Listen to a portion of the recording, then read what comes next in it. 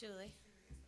Brainard is on his way. We can either wait for him because we have the action items, or we could begin with something else. I think he'll be, he said he was at Diamond and Lake Drive when I talked to him a few minutes ago. I will leave that up to you. I have a preference if we want to start, and I can start with the, excuse me, the financial statement. Yeah, why don't we go ahead and do that? I call this meeting to order. Public comment? See any public? All right, Julie, we'll go ahead and begin with the financial statements. Right, included in your packet were the financial statements. We do a combined July and August financial statement due to a lot of the activity that occurs in July is related to the prior fiscal year. So we're about 5% of the way through the school year and about 17% of the way through the fiscal year. You have in front of you the financial statements. I didn't know if you had any particular questions about them. We are a summer property tax collection, so we've received a rather large chunk of our property taxes in July and August, approximately $25 million.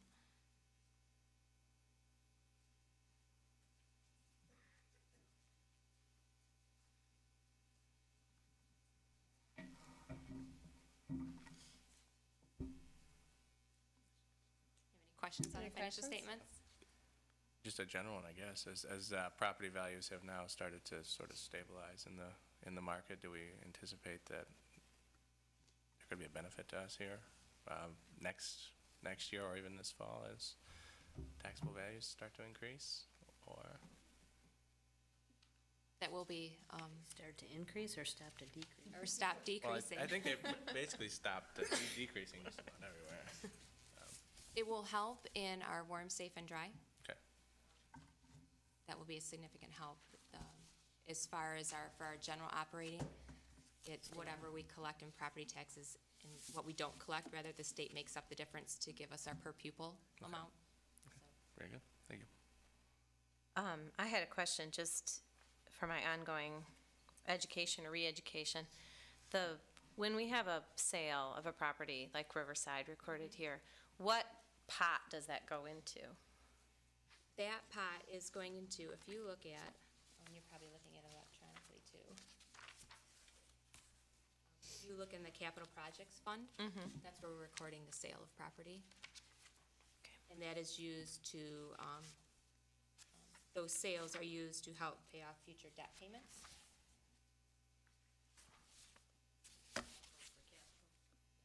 Okay. Does that help? Mm-hmm. Any other questions? All right, next on the list, we have the purchasing agenda, and per board policy number 3660, we're presenting our purchases that exceed the base amount that's established annually by the Michigan Department of Education. Any question on that agenda? Well, just the power school, I know that we switched over to that wasn't that partially grant funded to purchase that? That was partially grant funded, and there's an annual license fee Okay, and that goes along with operating that. And why the substantial increase to that? The $90,000 is to cover that annual license fee. Okay. So I'm assuming we budgeted in the support That is maintenance. correct. I had a question regarding the WMCAT. Why are we not able to use SES funds for something like WMCAT? The WMCAT program, and I'm glad Mrs. Evans is here behind me to possibly help me out. Services, my understanding, services just ninth graders. There's a small number of students. The SES program, you have to be an approved provider through the Michigan Department of Education, and as far as I know, without even looking, that WMCAT is not an approved provider. And I think they do a little bit more than what the SES tutoring program Okay. is about. Okay, they're beyond the scope of that. Yeah. Okay. Not that I question the expenditure of that in the general fund, because it's good question. fantastic. Any other questions regarding purchasing?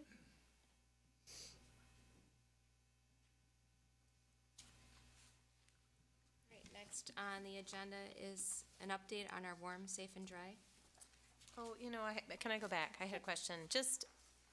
I was pleased to see the continued funding of the health centers in the high schools, and I thought I had remembered at one point there was a proposed cutback by the state. Has there been? Is this a reduced amount, or was that restored? Or just, This has been restored. This is Okay. the full amount, so. I was a couple told, I'm years sure I was ago- told that at some no, point and just A couple forgot. years ago, there No, it was a was small supposed to be. reduction. Yeah. And then in fiscal year, in 2010, 2011, there was a reduction. In 2011 and 12, it was restored, and the amount you're seeing Okay. is that same restored amount.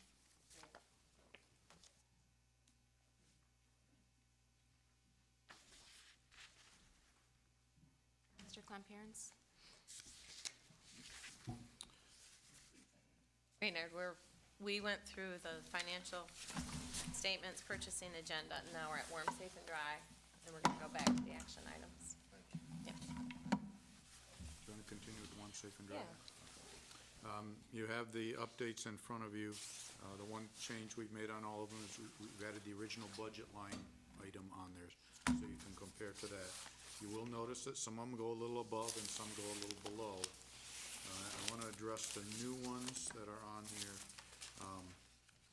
We have a roof bid for Brookside at $16,250, and also for Frost at $14,800. Those are not on the purchasing agenda only because they're below the dollar value that needs board action. I am working with Mrs. Neal before we issue purchase orders for those projects, clearing that through her. And then you also notice the Union High School did not list a bid. It had a blank. We took those bids last Friday. They came in at $247,200, which is significantly above our budget of $200,000. We did bid that in 5 different areas so that we can we'll go back through and eliminate to keep it within budget parameters. The question I have for you is, are you comfortable if we add that to the purchasing agenda for next Monday's board meeting, or would you prefer it wait till the following and follow normal procedures? What is the timetable for the replace? Is that something you're hoping to do this fall Yes. here? Yes, and the For the 2 weeks winter. would be a benefit for us. Any opinion? I'm fine with it. Yeah, I'm fine with it. I'm okay with that. And we'll keep it within the budget amount. Okay. Mr. Clomparens, can I ask a question about the Brookside budget versus the estimate? Can I assume that that's not all the work that's in that $60,000 That's correct. estimate? Okay. That was the worst section.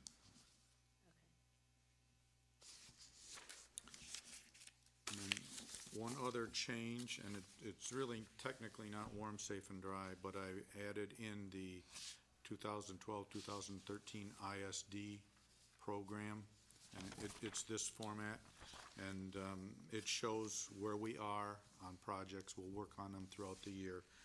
The big one is the electrical service upgrade to the Lincoln campus, which is the last line item on the sheet. And this typically, a lot of these will not be completed till next spring at the end of the fiscal year. I had a question going back on the warm, safe, and dry in terms of how you are ordering and prioritizing them. You have the alphabetical list here, but have you given that to us in the past, a sort of tentative prioritization list with all of these? We've given the total list and then prioritized by year, with the first year, second year, and then the third, fourth, and fifth years were grouped together. Yeah, okay, I'm remembering that now. What we're planning to do right now is go through our building inspections this fall, revisit that list and reprioritize and bring it back to this committee. Great, thank you. So I just want to continue on that Brookside questioning, the 60,000. So would we expect to see additional estimates and bids go out for the additional project work? Or are you saying that this roof project is good enough? This one addressed an area that had, the deterioration had accelerated. So we'll be revisiting the roof and then bringing the remaining roof back in whatever priority sequence we would recommend. So there, to answer your question, So simply, this is there a will be more. stopgap. This is the worst area. We How wanted- how can we tell by reading this report, you know, okay, we're done spending at Brookside, so we have a favorable variance versus an unfavorable variance for the total projection? It's hard to tell. From these reports, it is. Yeah. These are just a single line item. As we bring the whole Warm, Safe, and Dry program back and reprioritize, that format, which is about a 20-page document, will show where we are on each building plus each line item. And if you'd like that, I can start updating that and including that, if that would be helpful. Yeah. Yeah, it's just hard to tell based on this, where we are. Because Yeah. I'm assuming at CA Frost, and this is only assumption, that the 25,000 is the complete job. Yes. And then the 16,280 Well, is just lower actually, than estimated. that's correct. So it's hard to differentiate between those two line items. I'll, Yeah, just to build on that, I think it's just, would you project that we're above cost, going at this point, or below cost, based on our estimates? I think overall, on all that we've done for Warm, Safe, and Dry, we are under budget Okay. on net. Not a lot, but we're under. Okay. And part of that is we'll look at it and make sure we balance, so we're not overspending. If we go above, you'll notice in here, the Ottawa auditorium roof was a little above, the Congress roof was below, and they tend to balance. The fire alarms came in below our budget estimate. So we feel we're in good shape. We're still being very cautious with what we spend at this point until all our planning is done. So to follow up with Jane, I think if you could just, in this format, as you're reporting out on these, if you could just give some indication of this was, you know, this is came in complete. under budget or over, or this is remaining work to be done, just, Okay. that could just be included. So you could put a budget delta or something, and we could keep a running total.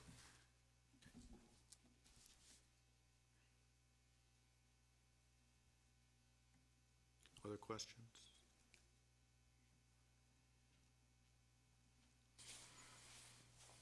Doesn't look like it. Julie, should we go ahead with the budget or go back to the action item? Yeah. We can go back up to the action items. Okay. That would be fine. All right. Kind of move our way back down. Our first action item is, we have 2 donations to present. Per board policy 9350. We're presenting them to you for approval to move forward to the full board. From the Amway Corporation, we've received a donation in the amount of $9,149. And those funds will be used to support the Right Steps program at Dickinson Elementary.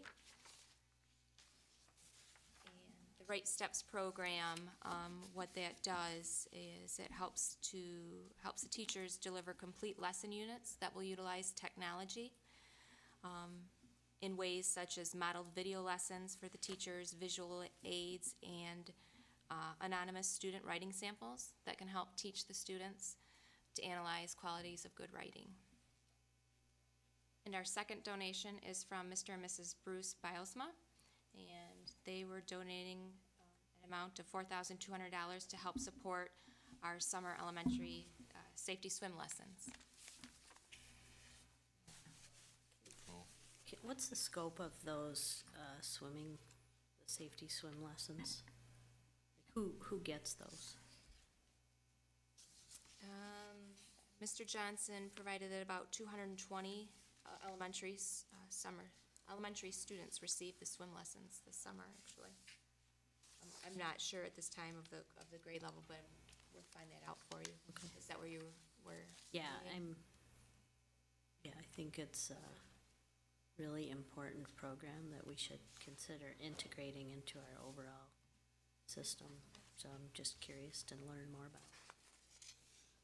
I'll see if I can find more detail on the 200 students that were serviced with it and get a grade level breakdown for you. Motion to accept the donations? Second. Support. Oh.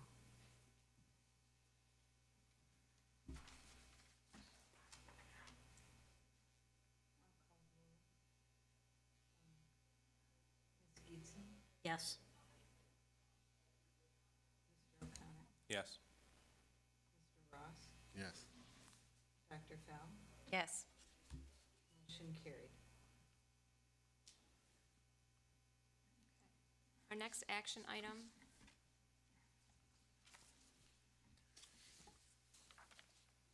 is actually an item that we had begun to look at in the board's ad hoc policy committee, and it's policy number 3200, which as it currently reads is about state and federal funding proposals and applications.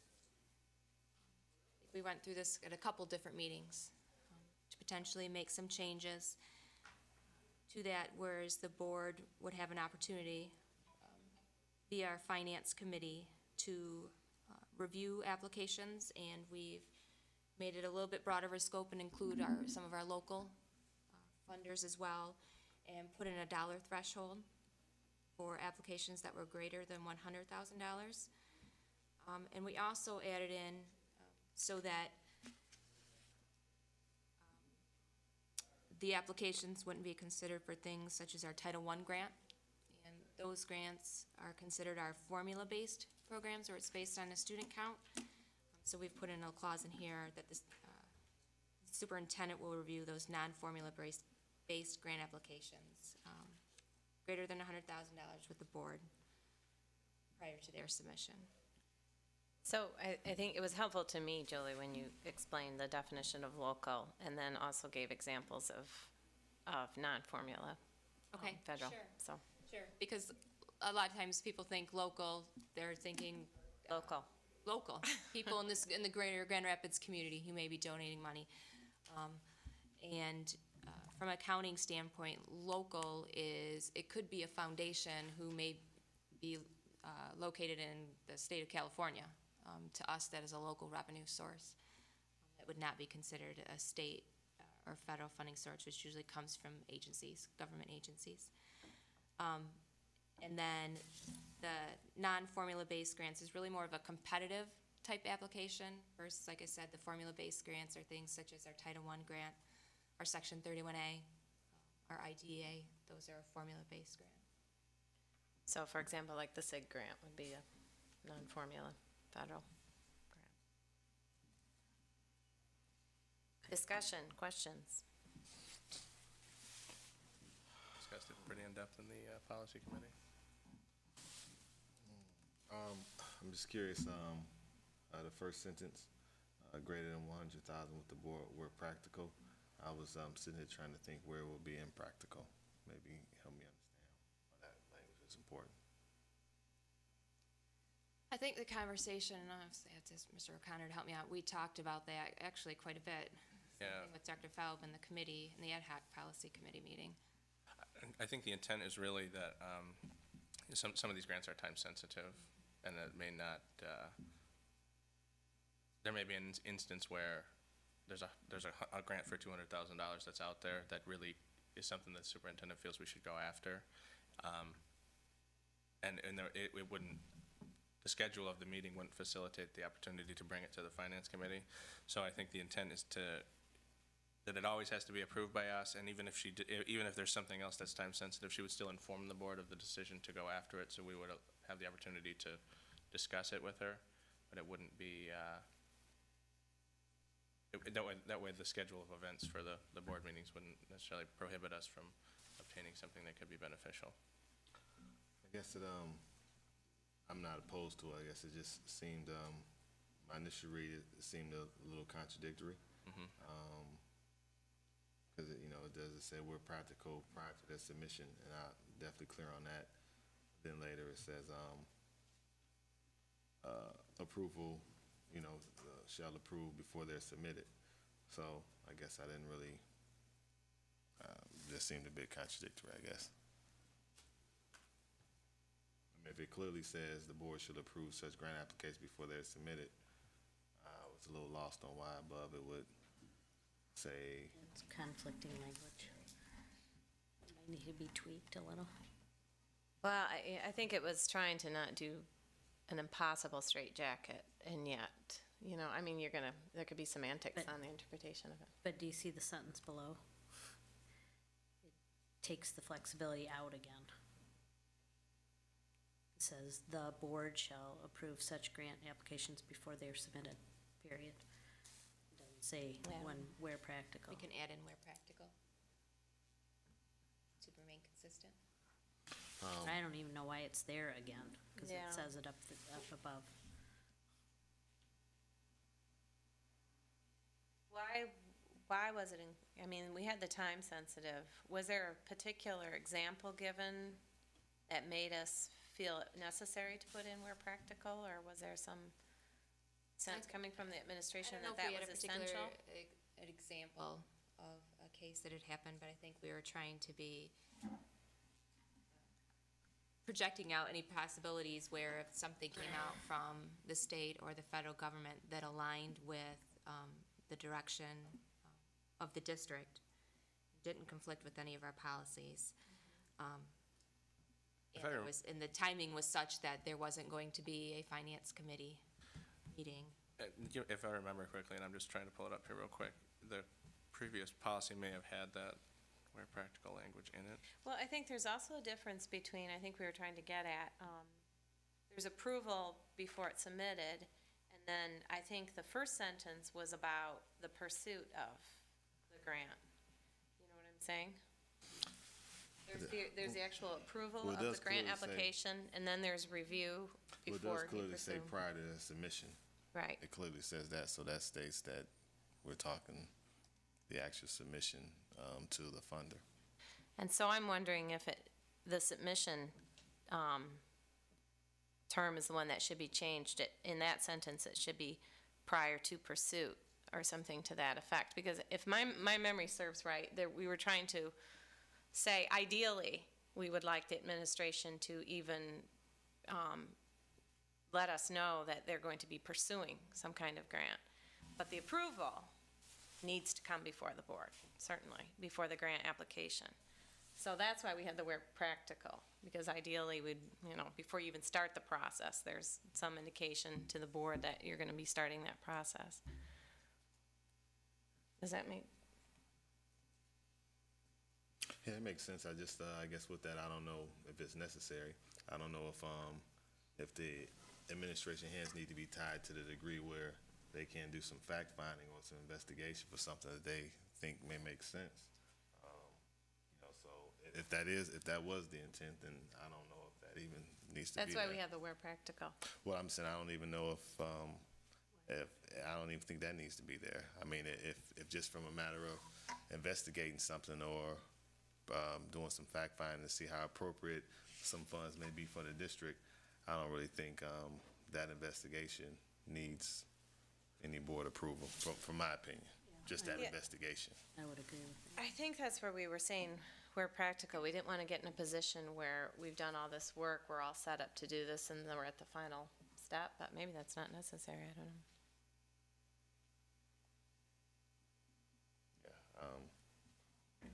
I don't know, I guess I get what you're saying. I mean, prior to obviously putting anything on paper and really responding to RFP, you're saying the idea was to have that ran by the board just to make sure there wouldn't be any.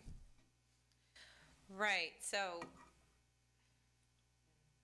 So yeah, I don't know how that. We gotta clean this language up because it's not, it's very Right. muddy. so I guess the question at hand is whether nobody's disputing that the board should approve a grant application before submitted, right? So the question at hand is whether there needs to be any review to the board before pursued, or before writing the grant, before. Could we do something like if this involves substantial effort on the part of the district to participate or to submit the grant, that would be reviewed? I mean, Rather than where practical. Or what about changing the language from the finance committee to the finance committee or the full board? Provide a little more time. We could also look at the dollar amount too. I mean, maybe that dollar amount needs to be higher because from something on the scale of this district, if we're talking 100,000, 200,000, even 300,000, I mean, in the world of grants, of course, for most nonprofits, that's pretty big. But for our purposes, I don't think a grant of that amount will really require any effort that's going to be a hindrance or interfering with day-to-day productivity. So maybe that's what we could even look at changing it, because I was just thinking of doing some proposals myself for that amount of money. Yeah, I mean, it's something I've written by myself. So for the district, I don't think that would really be a real time sacrifice, I guess. Yeah, we debated the number at length, and how did we come up with 100,000? Because that was the initial question right away. What would be the number I threshold? think you looked at previous looked at some of the grants that we've obtained. It just seemed to be kind of a natural breakdown of where some of the We did. We looked at some of the ones The mark- recently that we've Yeah. obtained from some majority of local the grants sources. seem to be under $100,000 for the non-formula based stuff, and most of the $100,000 plus grants are initiative type grants that have the potential to change or alter the direction of the way in which you're doing this business. We thought that, like I said, we weren't trying to be, not trying to micromanage the situation, but the real fear for us was anything that really has the opportunity to change the way that GRPS does business, and kind of, a few instances where the carts got put before the horse, and maybe we weren't on board with something, but it's pretty hard to say no to a So $250,000 in essence- grant for something when In it's essence, already what been we, awarded. I apologize. In essence, what we're doing here is just trying to convey, A, if we're going to pursue a grant, just let us know we're going to pursue it, and B, bring it to us before it's submitted. Exactly. That's what we're trying to capture. So I'm wondering if with submission, if we have where practical yet, because that does open it up. We just changed that prior to the writing of the grant, or? Well, we Pursuit can of also the grant, get I rid of, don't I mean, I have no problem getting rid of the where practical. We as a board have the ability to Yeah, but then suspend our rules to allow, if the superintendent comes to us and says, I want to submit this, we have the ability to suspend the rules and allow it to be submitted without review. Right. It's something. But part of the issue is we're not differentiating between the two-step process. One is approving before submission, and one is reviewing before the actual pursuit of the grant. So I think that's what that is trying to differentiate between. So we're trying to allow an opportunity for a grant to opportunity be introduced to either the finance committee or the board, or whomever, introduced to someone prior to it being pursued. SIG grant is coming up. There's Kellogg grant. We are considering applying for this amount, and so there's some level of discussion or information, and then before the actual grant So it's- submission comes before there's a vote. so the intention for the submission is that it's an action item, or is it an update through the superintendent? The first sentence would be some kind of an update, And the actual submission would be an action item. and then the So, third sentence there is an action item. so instead of saying prior to submission, we should say prior to, as part of consideration or something. Right, before writing of the grant or pursuit of the grant, or,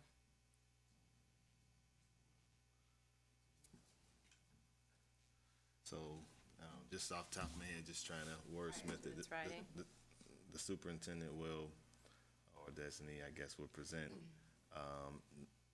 opportunities for non-formula based grants greater than $1,000. Maybe where practical, prior to pursuit of said opportunity. I don't know, Something like something that. like that. We'll let you So figure it out. this is not Then you can bring considered it back a and first, we'll have you start over again. this is not considered a first reading, right? This is just. No. We've discussed this two or Yeah. So three times. I'm confused about this being an action item then. Be sending it to the board for a first reading, like when it was in policy committee, All that right. would be, you know. All right, So I'm hearing that there's enough of a change that I'm Right, and not do you sure we know, can. as a policy, is it okay that it's including sort of a two-step in this policy? It's, I think that's acceptable. Do you follow what we're saying, that there's a two-step? The where practical sentence, from my memory, was giving an opportunity where it's practical to, before you even pursue the grant, for the board to have some We've sense been that this is informed going of to happen. here's Right. grant ABC, that Right. the district is eligible for. So we'd that like to if apply for there- it, and here's how it matches the district's Right. academic plan. Exactly. So just there, in the there's, superintendent report or something, Exactly. not an action item. and so if, for some chance, there is a dispute between the board's understanding of the second sentence and the superintendent, there'd be an opportunity to resolve that before the grant was actually written and you got way down the line. It's just trying to prevent that moment where we're gonna approve this grant, and it's like, it's all ready to go, and everybody, you know. But that's why we put the where practical, because sometimes that process, you know, might be more the, only before the submission. So the language, It's prior to the writing of the grant or the pursuit of the grant. So not that this is the language that should be used, but the one I just threw out there was kind of tweaking this first sentence.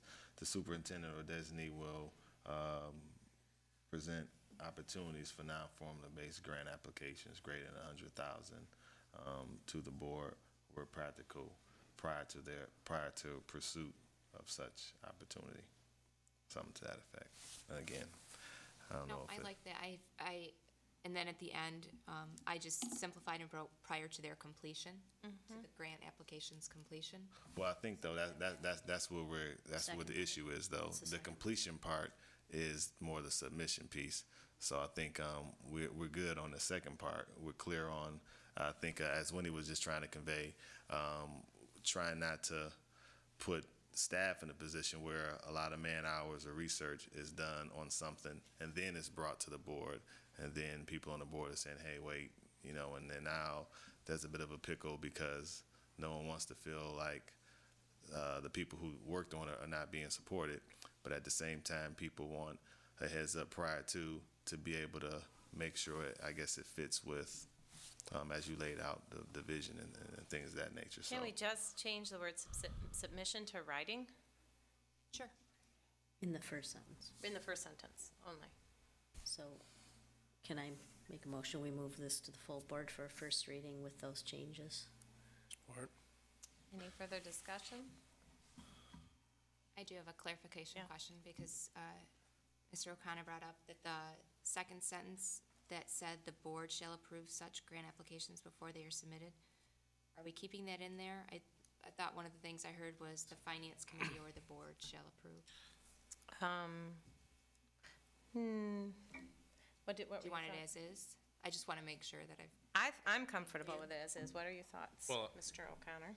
The finance committee recommends it to go to the full board, but I was just saying it for expediency purposes that, I mean, anything can always come before the full Right. board, before the finance committee. So I don't necessarily think it needs to be explicitly stated in the policy.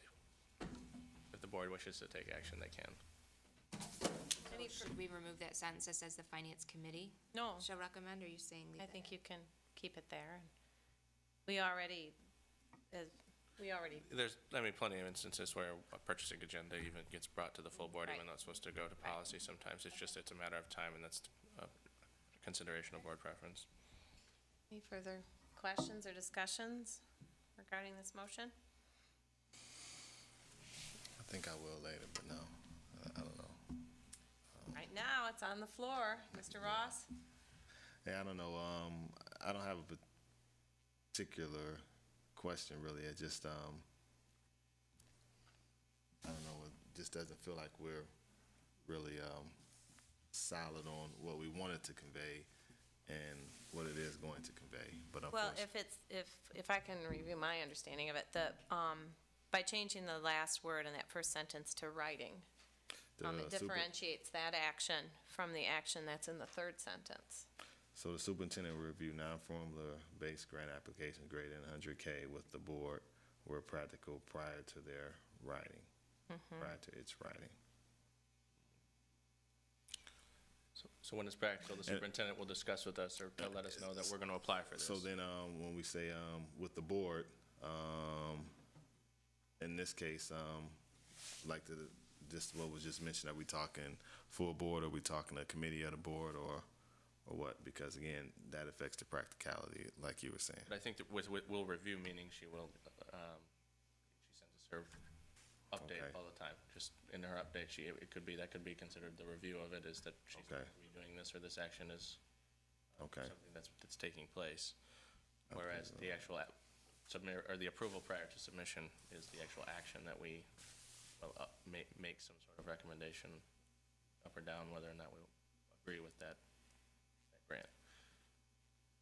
So by letting us know, we have the opportunity to be informed of the situation prior to having to vote on it. and I'm okay with that. I'm thinking now, 10 years down the road, when maybe none of us are here to convey what we mean by review. Because as you said, review could be simply sharing it in an update, which, I'm okay with that. And I guess I'm thinking about maybe future folks being bogged down and that being interpreted that it has to be on a Monday night agenda. And, Correct. with for lack of a better word, well, anyway, just wasting other time, I guess. So I don't know how we. I see review as open-ended. I mean, I see it could be where it makes sense. It might go before finance, it might go before achievement committee, might be in the superintendent's report at a full board meeting, might be in it. No, I get you. And for the most part, I do as well. But there's going to be someone who maybe doesn't see it as such. There may be a particular board member We'll who let them maybe worry isn't about it. necessarily supportive of whatever. And, so you can mince words and really kind of bog something down if, so again, it just was a thought, that's all. What do we mean by review? And how important is that going to be to some other body later? But maybe I'm too particular. Are you comfortable I'm comfortable. following the rule? Okay. Ms. Geetson, Yes. Mr. O'Connor, Yes. Mr. Ross, Yes. Dr. Feld, Yes. motion carried.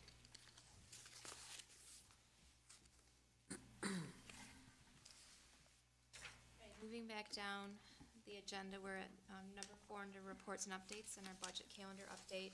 And we wanted to keep this as a standing item so that we're all on the same page on where we're at in the budget process, both closing a fiscal year, in the middle of another fiscal year, and the planning for the future fiscal year. So we are wrapping up our audit with our external audit firm, Plant Moran. They will be at the October Finance Committee presenting, and we'll go through a more in-depth review of our audited financial statements, and then they will be presented to the full board at the first meeting in November. Also in our budget calendar, we have our student count day is October 3rd, so it's just around the corner, another week, which is a very important day for us as it represents 90% of our foundation amount as far as our revenue goes. And those were the couple things that were on our budget calendar. So just wanted to provide the update, and we'll just try to keep this as a standing item, like I said, so that we're on the same page as far as where we're at with our budget development.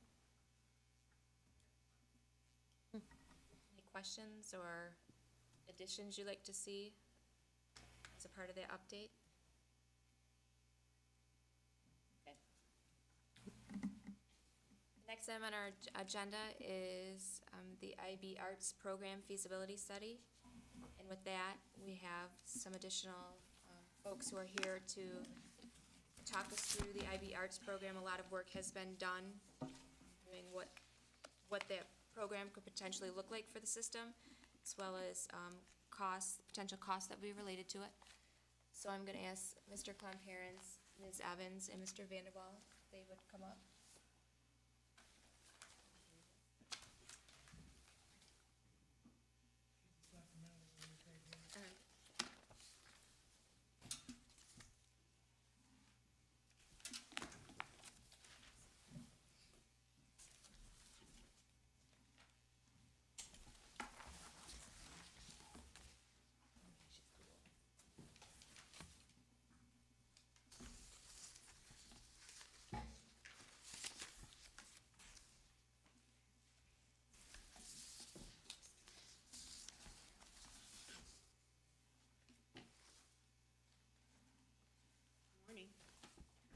Morning.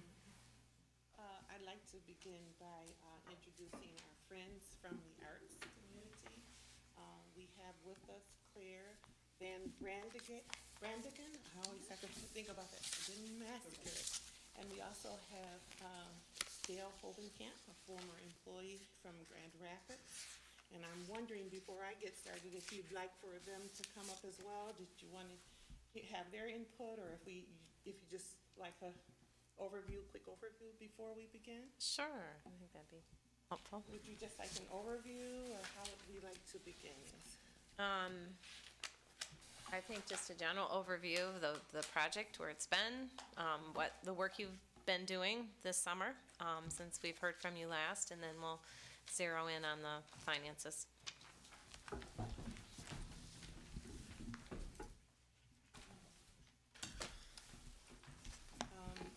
I'd just like to begin by stating that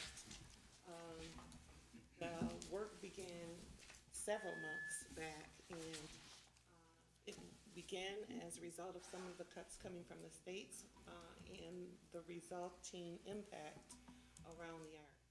And we've had several conversations about how we can continue arts in our district.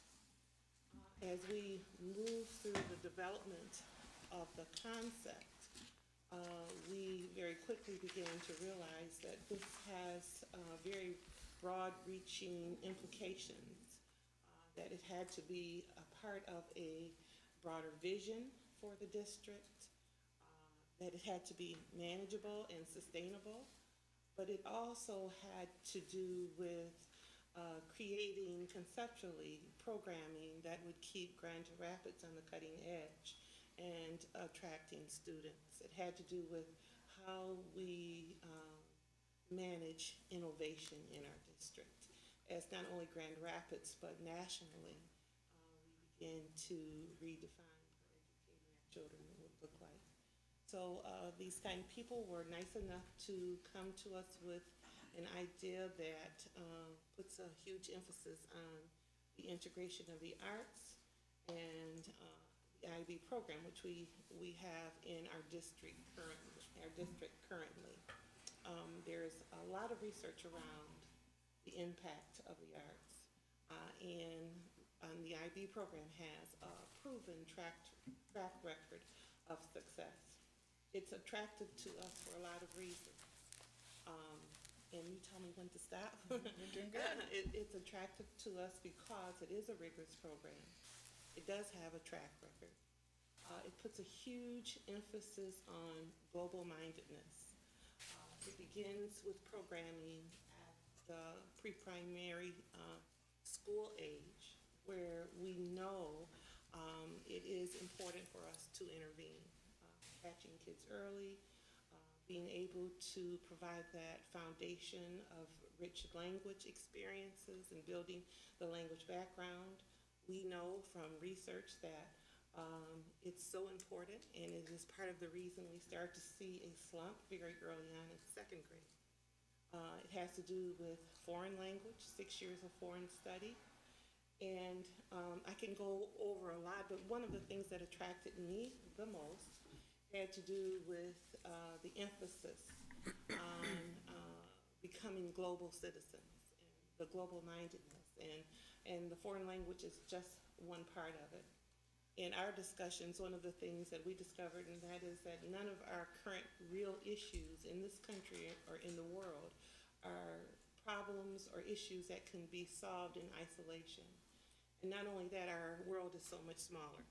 Kids are communicating with kids across the nation and across the world, and in gaining a sense of tolerance and how to communicate effectively is important in the 21st century.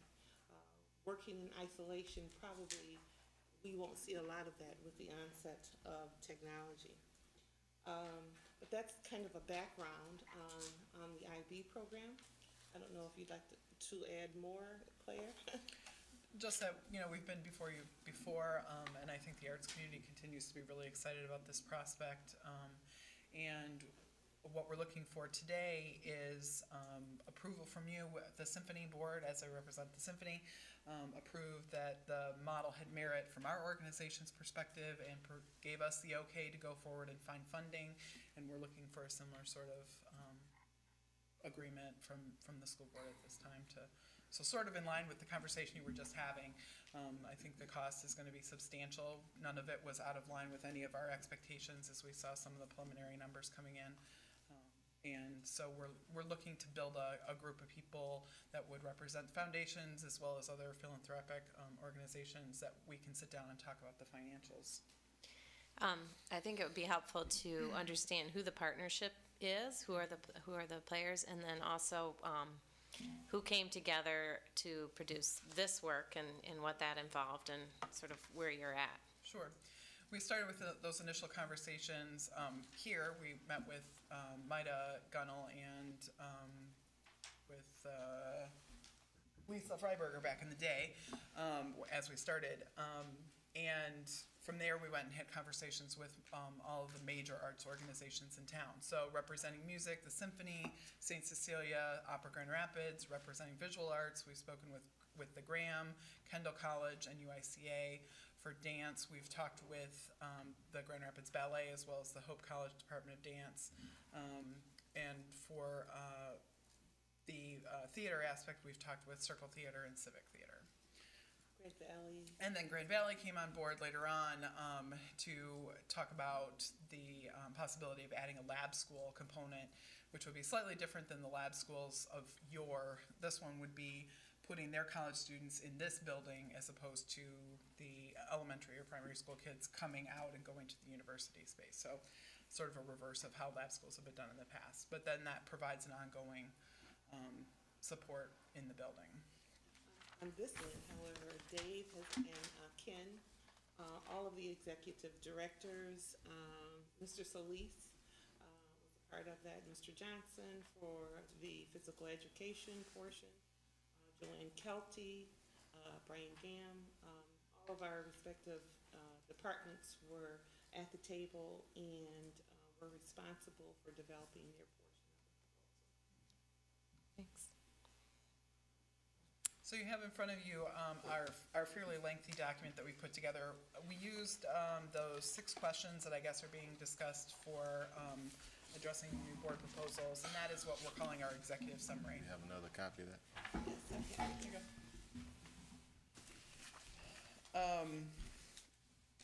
This is sort of a snapshot view of everything that's going on in our draft proposal. Our draft proposal is closing in on 50 pages, I think. And the draft proposal is the meat and potatoes of what we're actually looking at and recommending, I think, at this point. And we'll be reviewing at the Achievement Committee this afternoon. Yep.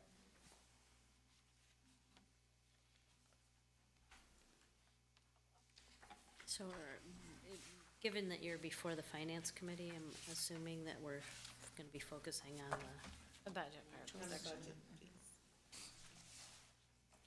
so can I just orient myself to this budget? If am I misreading this to say after 12 years, we will still not be break even? Is that what this says?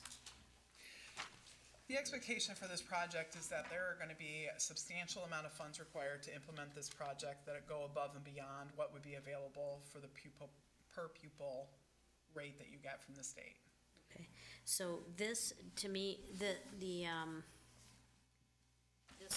page right here, is that just operating dollars, not any sort of capital dollars for building? Right. Page That's on the before. previous- Dave is here to speak on that, and Ken will speak on the capital budget that has been developed as well. Yes, the legal page, size page that looks something like this, Yeah. deals just with the operating costs, and what you see at the bottom, in brief, is the shortfall when we apply the typical costs that we would look at in running this program, and that the capital portion is separate from that as a need. So, it's been my experience in raising money with the foundations that they aren't particularly keen on funding operational costs. Matter of fact, they like to see break-evens in the 3 to 5 year range. So I'm just curious to know, is there a way to change this math? Are there other, maybe pared down opportunities where we could be break-even in that 3 to 5 year time frame? I would rely on our budget specialists, but, the budgets that are, in front of you are based upon, I should say, a pie-in-the-sky concept. It has everything that we felt that, we would want to see in the program. The capital budget, I would say the same is true of that as well. We have already began conversations about, what this could look like to get up and running. I guess the balance that we'd like to strike has to do with how we fund innovation, to a level of fidelity that would allow, the creativity and the innovation to exist. So it is, conceptually something that we feel is worthy of study. Certainly, there are aspects of the proposal that, we do believe could be morphed and massaged some, so that, we could get a budget that is more in reason. The superintendent has been clear in stating that, we are not going to put 50 students in a class in order to support innovation. So it begs the question of what does a funding model look like in order to support innovation? I'm wondering if, before we get to those questions, whether you would like to simply first just present on these 2 pages and how you came to it and, where you see this as going. Sure. Would you like the operating part Yep, of it first, or the capital? Maybe look at the operating, since we've already pulled that out. Sure. What we did was looked at the program as it was designed and presented in the document that you have before you, and then began putting costs to that, looking at the numbers of students that are projected for the program, using the district's average class size numbers, putting then the number of staff into positions needed to cover those and stay within that class size parameter. And then we used average district salary and benefit costs for those positions. And going forward, we know that sometimes it's hard enough just for the current year to project costs, let alone go out this distance, but it does show a trend for us. We used some conservative numbers to project benefit costs, for example, to project increases in average salary costs. And the same as we look at the revenue side, we look at the projected state foundation revenue, and we used a flat assumption with that, going out 6 or 7 years with no increase. That really has been the trend. I would love it if it were different than that, but being realistic, we used that, and then thereafter a 1% increase. So I think we've been conservative on the revenue side. We've been realistic on the cost side. We've also looked at prep time, for example, and made sure that we had enough specials type positions to cover prep time for our teachers. We've also put in allowances for such things as classroom supplies and materials, using, again, the district's average costs for those programs. We've included the IB-related fees, professional development requirements, et cetera, within the cost. And then a catch-all for things that aren't perhaps directly spelled out. The unrestricted indirect cost rate is a calculation the state makes for covering all the backroom costs, people like me and Julie, and payroll and purchasing and all of those areas. And so we think that that represents a fair look. you can always massage numbers and assumptions to make things look better or worse, but we went forward with what we felt was a realistic and conservative look at it and let the numbers fall where they are. We certainly could address components of it or look at components if there were concerns that way. So is it your assumption that all of these would be net new to the district students? That's something we don't have a clear answer for. One of the things that is not included in the cost projection is the cost for transportation. That's a very difficult number for us to predict at this time. It would depend on things like where are the students coming from? Are they new students coming from outside the district? Are they just reshuffling the current student population?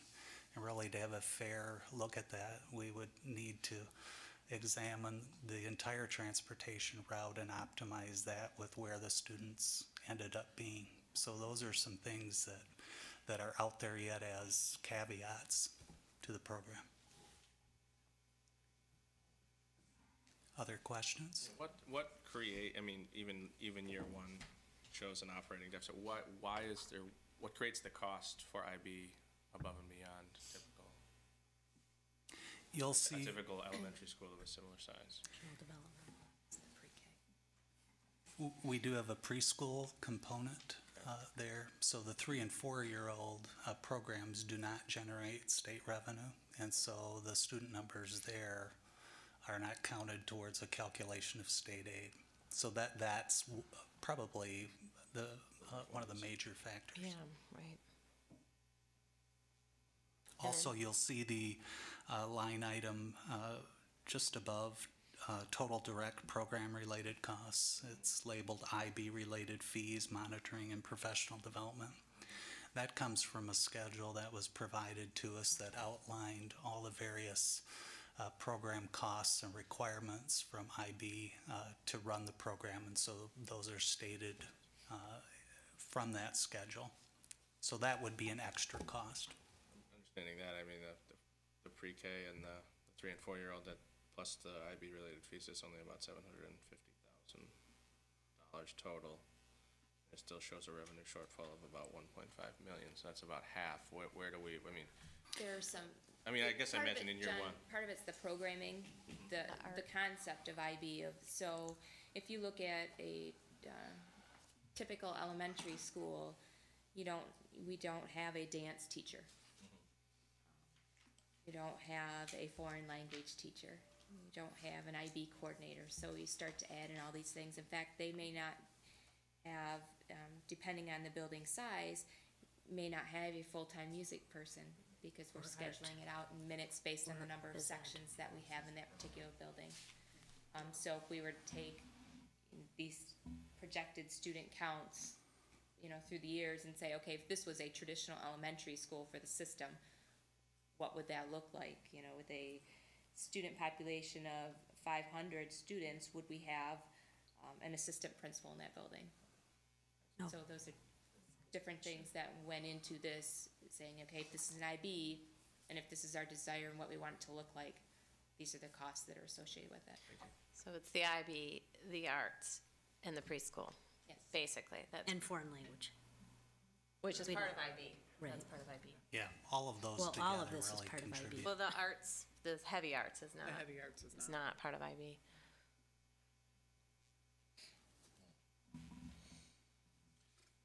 Questions right now in terms of the development of this or what this is here? So the other question that I had, because this is through, it is through high school. Okay.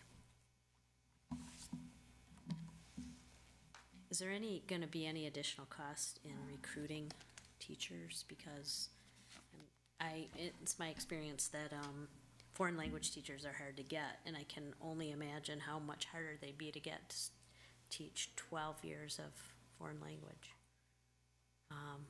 Because you got 6 starting in elementary, right? So you got 6 years plus another 6 years. They have to start, I think, by second grade. by the Okay, time they're so, anyway, Yeah. I'm just saying, finding, it is seems to be our experience in our current IB program, that finding foreign language teachers is very challenging. So, Jane, I think to answer that question, the foreign language piece depends on what the district would choose for foreign language. So if the choice is Spanish, there are many people that are certified in that. When you get into languages like Chinese or Farsi, then you have some difficulty. But what you want to do is think of those kids 20 years from now. What is their world going to look like? What's the best thing? Now, we've asked for trend data coming from us look at what is the best thing that this district can do for those kids with foreign language. So it is a question. But again, you're going to see where more of those teachers, because it's an international issue, they will be available. So we want to be on the cutting edge, and yeah, it's a bit risky. As a matter of fact, the state has already begun by mandating that foreign language is taken by our students 2 consecutive years in the same language. So we've seen our expenditures at the district level increase exponentially just in buying textbooks and things like that. The superintendent has also started a relationship with a company that has helping us to identify additional teachers. So, next steps, I guess some of my questions are related to Jane's initial question.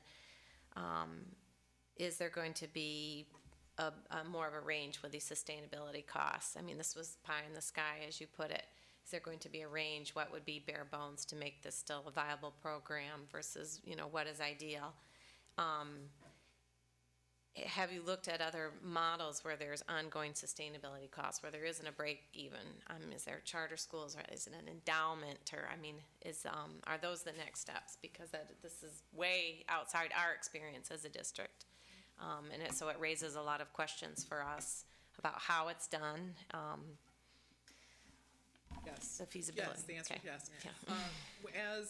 As I was going around with some of my colleagues at the Symphony to some local philanthropies who could likely be contributors to this project, one of the things that came up from them was that had we considered implementing a funders council.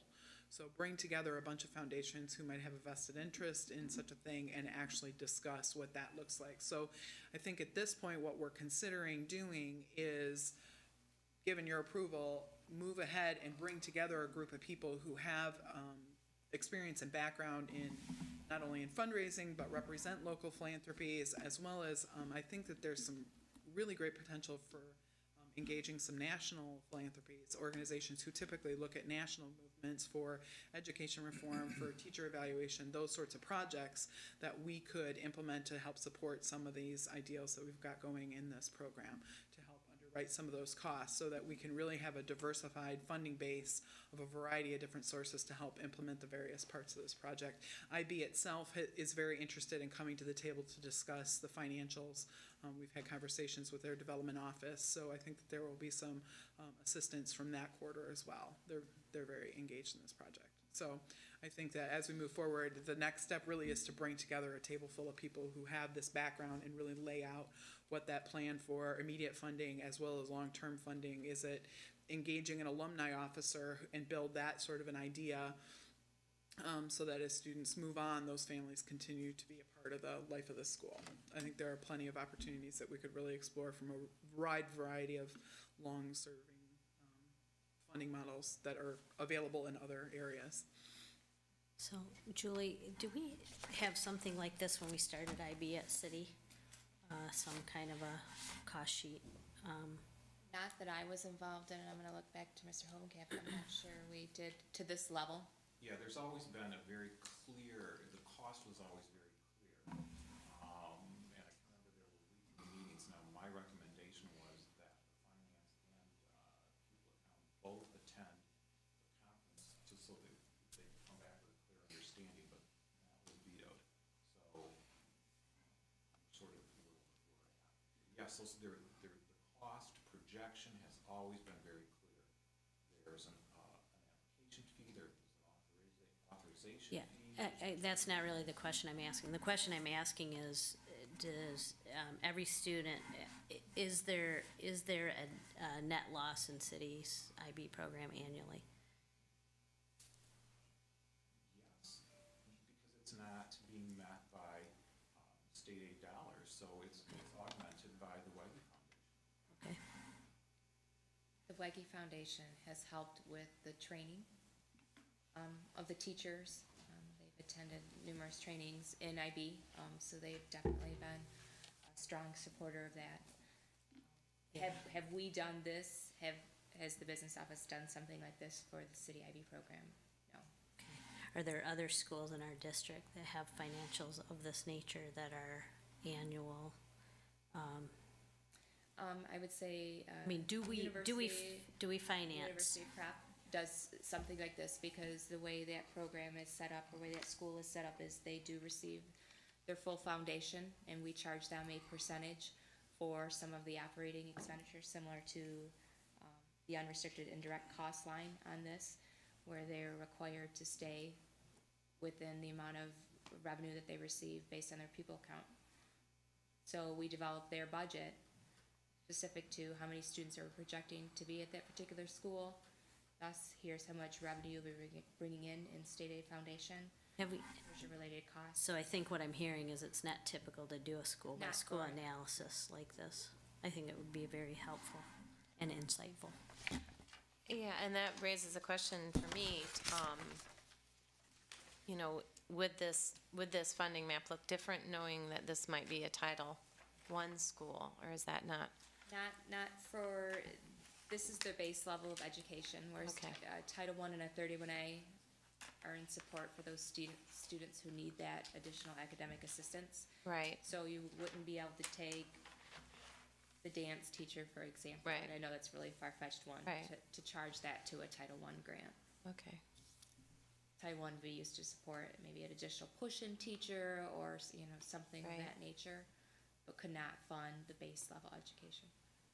So, I'm assuming there'll be two parts to a formal feasibility work going forward. One would be this sustainability cost, which is very different than the capital cost, which is much more typical of philanthropy asks. And I guess as a board, I guess I would like to see that range, that practical range, and I don't know what level of commitment you need to do further feasibility, but we certainly, seems like we would need. Well, I would want to, Mrs. Evans and I need to continue to vet this through the superintendent's office. exactly. She has seen these figures. We have not had an opportunity since we've kind of pulled together this entire packet to sit down with her, to go through that and talk about what is that range, and are there other viable models, or how can we sustain something So we like wanted this? to follow this up with a market analysis and find out, where the interest lies, as well as looking at our trend data in our stats across the city. Not only students within Grand Rapids, but students out that are not attending Grand Rapids. We wanted to find out where the students are, get feedback from those families. What are their interests, on and on. So we only saw this as a first step, and building on what Ms. Geetson is saying, we've taken earlier proposals through a process where we've looked at our new schools and our schools of innovation, and we're finding that the more detailed we could be in the beginning, it is just more helpful for us to do that in predicting costs and in clarifying what the program should look like. Even in evaluation, when we spell out exactly what we expect to accomplish and the features of the program, we can put together a stronger evaluation so that we can test our work and find out if we've really gotten to where we think we had anticipated that we would get to. I know in asking about the other schools that we had discussions, and in my own mind immediately raised a question of equity within the district if you have the school that gets this kind of funding. But I also look nationally at charter schools, many that I've toured, and some of the big, and they all have endowments and support to a certain extent. So it's this struggle with, if it isn't done within the district, it may be done elsewhere, and we may create inequities, but in hopes of bringing a lot of great education to this district and to the students in the district. We should probably review the capital costs. Can I just, one more question about this? You described this as pie in the sky. I think one of the things that would help me just from a financial perspective is understand what is the minimum requirement of an IB program from a cost perspective. So, you know, are we minimally required to have a full art teacher, a full music teacher, a full, I don't know the answer to that, so I Not mean. an IB requirement, but it would be a requirement of this model of the school, as a school of the arts. Right, so what's laid out here is minimal requirement. No. Okay, so that's what I'm looking for, is Right. what is that, what are those minimal requirements to say this is a School of the Arts IB program? And not to say that should be what we're shooting for, but what I'm trying to understand is how close do we get to a self-sustaining school and still meet the minimum requirements? Because we have wonderful intention of having IB schools, of having Montessori programs, of having various programs that require additional funding outside of the norm. And if those schools aren't in some way sustainable, I have grave concerns about their future, period. And that is my biggest worry. That is my absolute biggest worry. I have 2 children served by programs of this nature, so we cannot do this to our kids. Have this great idea and have it not be there in a few years because some state funding or some board decides later it's not possible. You know, along those lines, I guess I just want to say, I don't want us to maybe lose the opportunity to maybe bring something like this and just playing, I don't know, maybe part-time pessimist. Obviously, the pie in the sky piece may be a bit lofty, and maybe certain folks may see that and feel like, well, no, that's not possible, and want to shut the door to it all the way. So kind of what Jane was saying about that minimum piece, or what Wendy was saying about that range, I too would like to see at some point some, I guess, alternatives if this pie in the sky, if we find that we are having a difficult time getting these sort of dollars, even if that meant something relatively small that left the opportunity for future scalability, just to kind of get the ball rolling, so to speak. And I don't know if that would be, a K through 3 for a couple years to, I don't know, but just something that would give us a foothold with the IB Arts, and something that could also be used to get data to attract funders if this couldn't be brought to fruition, immediately, simply because of the budgetary amount. So. And, I mean, if I'm reviewing this, I think your first year of introducing high school is 17, 18. When do we fully get to 12th grade? In what year? Be the 4th year. The plan is to grow up a grade every year. Okay, K so through by 5 in the first year, and 13, 14, and then add a year each year, so. 2021 would have the The first full graduating class. high school grade levels. Okay, so, I mean, maybe just based on the tolerance of loss, that's where you keep the student growth, because the loss increases year over year after that. I mean, it's a thought that maybe you just keep this a smaller program, which I think is, 1,600 kids, versus the bigger you get, the more money is lost. It's counterintuitive to me, I don't quite get it, but. Without having information from across the city, we really did put sort of an arbitrary number out there, just so that we could see what it would take to scale up or scale down. We were waiting for information from CRI on trends across the city, birth rate on and on, information on our charters, and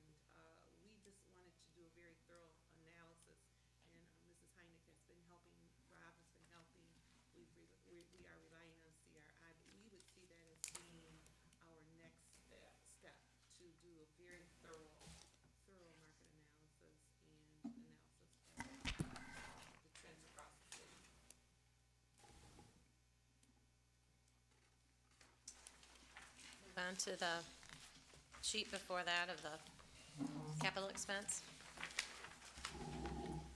The capital budget was based on the vision that Claire and Dale shared and their expectations for the program to function under one roof. That led us to a criteria that it had to be a high school-sized building.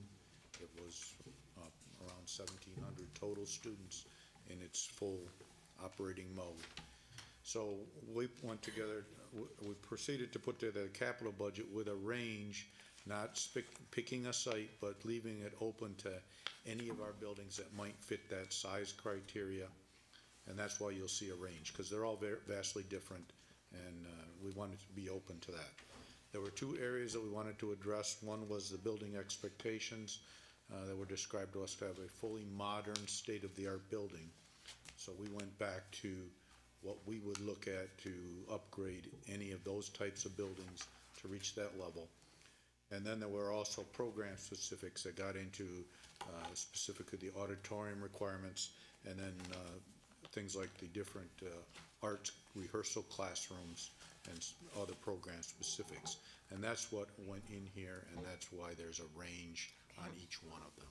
So this is still a pie-in-the-sky range. This Or is this is trying- still ideal. I shouldn't say This- pie-in-the-sky, but this is still an ideal range, That's correct. This is But trying just to address based on their different vision. buildings. Okay. So this is assuming a renovation versus a new build? Is that what I'm hearing you say? Yes. Okay. Fully renovated, state-of-the-art building, yes. So the other, can I assume that the whole facility would be fully renovated and there might be other beneficiary programs? Or is that not in here? This would be just the space for that 1,600 kids? This would assume the whole, whatever building is picked, the entire building. If other programs can still maintain space in there, that would be a benefit. That might be worthy of calling out. Our assumption at this point with reaching 1,700 students, that would essentially fill any one of our buildings.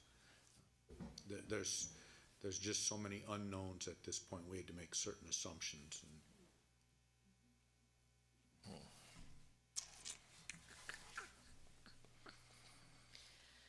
I went to school in Creston, it was a lot smaller than it is now, and there were almost 2,000 kids in that building. So I'm assuming with this capital expense as well, you're going to do work on a range. And again, this is ideal, and you're not going to want to go below what you see as viable for this program to work. But is there going to be a bit of a range are you going to develop, or as with the sustainability costs, or? I think the direction we're hearing is we need to circle back together and look at what kind of minimum standards could be acceptable to start and bring that back to you, and potentially some kind of phase-in program. Yeah. Because actually, from a capital campaign perspective, I think this is the easy part. Yeah. So I'm imagining with the feasibility study, it'll be exploring two very different avenues, or they will be the sustainability and the capital? Yeah, Yeah. I think it has to be. So next steps. I mean, this is very sober here, but that's the money part. I have to say, it's exciting, very, very exciting. I'm absolutely excited about the potential of this program. I think it's, from an academic standpoint and from how I think it could transform this city and the children's lives in the city. It's very exciting. It's the sustainability costs, and it's so unknown. It's very unknown right now, so it's just kind of, it's sobering. Yeah. The next steps is that we will take your suggestions and your requests to maybe do some further looking into both the operating and the facility budgets that we've presented. And the team that has been getting together and doing this work, we'll walk through that, and then something will be pulled together, and then we'll vet that through the superintendent's office. We expect data from CRI, and we'll begin that study as well. Our very next step, of course, is this afternoon when we go to the Achievement Committee to present the concept. At some point, the board will have to decide if, after finishing the rework of the budgets, if we have the approval to approach or begin thinking about how we determine exactly how much revenue or financial support we can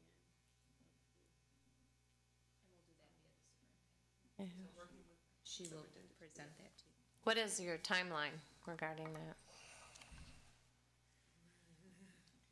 Well, I mean, at this point, we're behind the eight ball. I mean, we've been working on this project for over 2 years at this point. You know, if we want a school to open in 13, 14, time is of the essence. There isn't, we have to, I would imagine that we would have to have proposals in funders' hands for consideration for funding by November, which does not leave a lot of time for building of, you know, elaborate budgets. And, I mean, certainly we gotta know what we gotta spend, but, and they're gonna wanna know that in as much detail as possible, but it doesn't leave us a lot of time. The other piece to this is that the superintendent has been working with a group of us, and I think with other folks across the country, to put together a district-wide vision. And this work should be a part of that vision as well.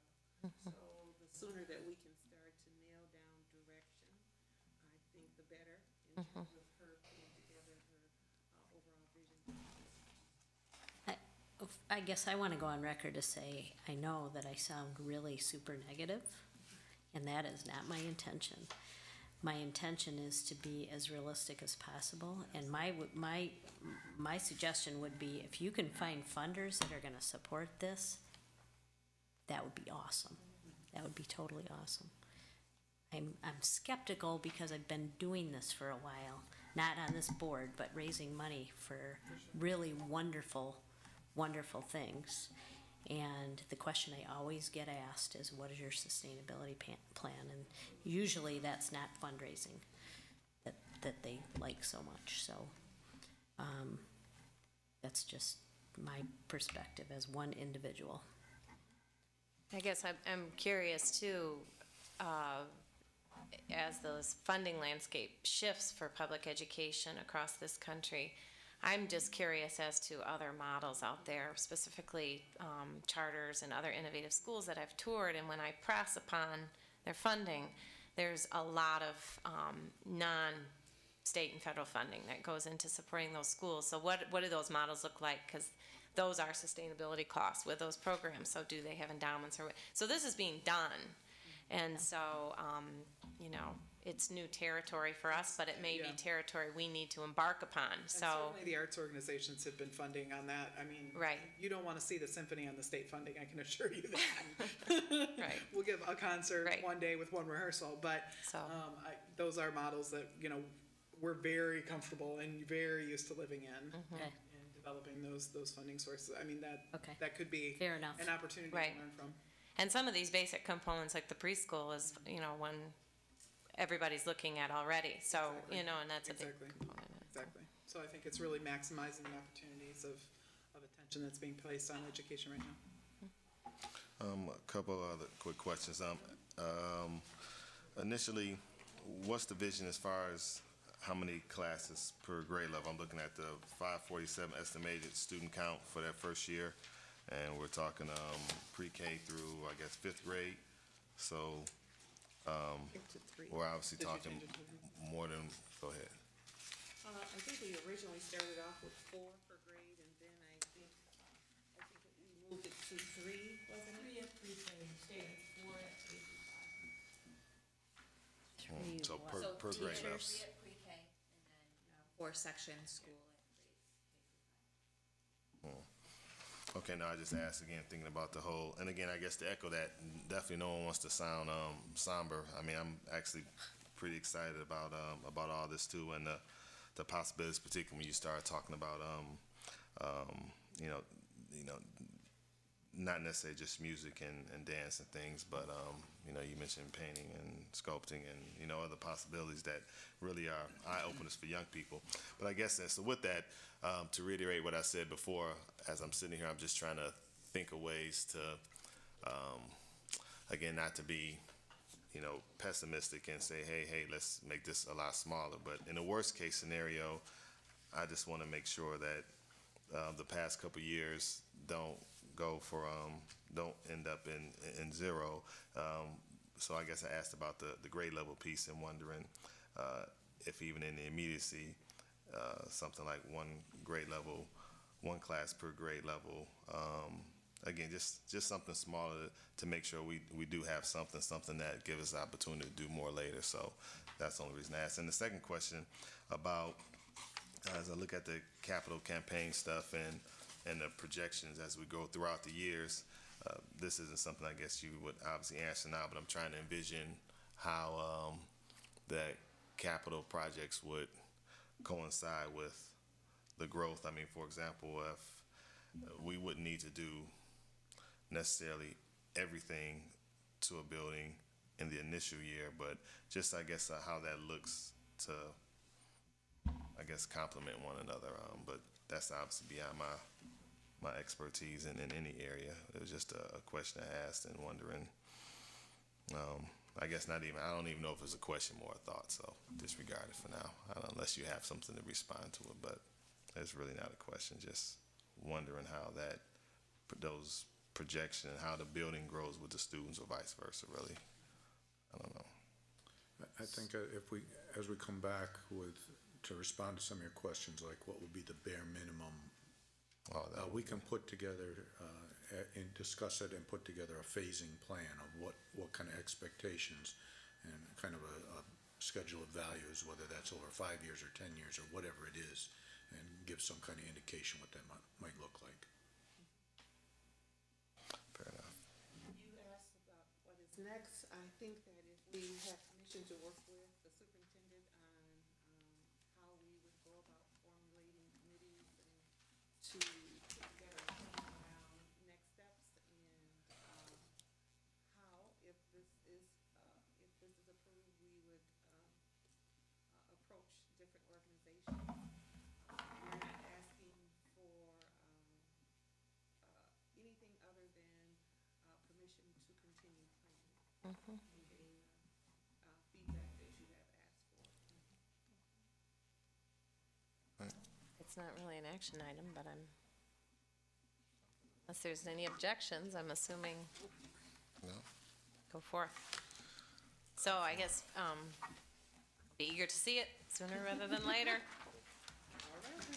Thank you very much. Thank you, guys. Oh, do you have anything else, Julie? One more thing.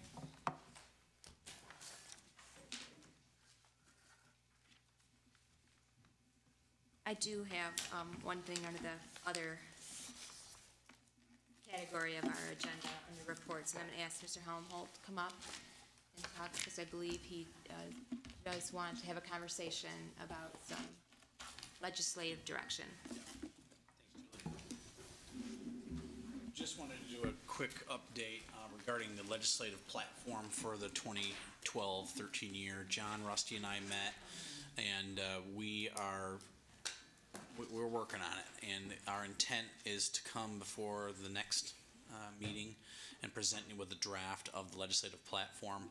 Our goal is to have that finalized in advance of the November 30th legislative lunch, and possibly earlier, as the governor has has a team that's looking at the State School Aid Act rewrite and a few other things. So depending on the timing and how quickly we may need it, the goal will be to have the draft before the committee and to bring it to the board not too far after that. And that was really it. I just want to let you know, mark your calendar about November 30th. I just emailed that out to everyone. And to let you know that we'll be before you here in a month or so with the legislative recommendations for the year. Any questions? Yeah, I guess I'm just questioning with our new committee process, how that, we're just doing this as a committee, John's meeting you, and then, I don't know what his role is, but, and then, I'm just teasing you. I'm still stuck in the legislative chairs. Officially a committee, since nothing's ever been done. No, I'm just hassling you. So, will there be some kind of a discussion as committee of the whole at some point earlier in the process, so in case there's deliberation or debate regarding the platform, or? I think that would be the intent, to bring it Yeah. to this committee as the preliminary, but This I committee would or defer. This to- committee? Or the board? Well, maybe I'm a little unclear as to what the new That's why I'm process asking. is. I think we all are. But I understood that kind of legislative falls under this umbrella, and I could be wrong on that, but I feel pretty confident that that's the case. And so our hope was to bring it before at least one of the committees before bringing it to the full board. However, I mean, we can easily I don't know bring it if to the it's- full board. Well, I was just like, in looking at wrapped the them up. items we discussed this morning and items from the previous year, everything seems to always fall around dollars and cents. Yeah. So, I guess if there is, anything that's particular to educational policy, that should probably go before the other committee. If it's directed towards funding, allocations of funding, shifting that, it should come before here. So, does that make sense? Yeah, we could do both. That'd Okay. be, that's, And if that'd it be falls easy. in both, then perhaps, Okay, if there's a decision with both. okay. By November when? 30th? can we have Be a nice conference? to have it conference by meeting then? November 29th so you can make Yeah, copies. right. I haven't looked at it. Maybe, hopefully it's straightforward. It's That's a lot what of, it it's is. a lot of what was, what we've talked about so far to put together in our draft is a lot of stuff that was already in there last year. A lot of things have already kind of come off the list, and Yeah. just a lot of, maybe a little consolidation of a few things, Yeah. a little more emphasis on a few other things that we did, since we've added hopefully 5 for 5 last year on the things we pushed on real hard. I know, I'm trying to think about, in the past, has there been specifically educational policy issues that aren't related to funding that we've had on our legislative? schools. Go down charter schools, schools, right. standardized testing, you can go down Right, the right, list, right, the start of right. school Right. day. Okay. So there are a So, number right. of education So that policy would really related fall in the items. achievement committee for Yeah. discussion. No, and I can come today and bring that up for some direction and think about how we best approach that. Because there are, one of the things that we've talked about is meat testing. And can they look at changing the date away from October? I know that was something we heard from some of the principals and the school staff that said, Right.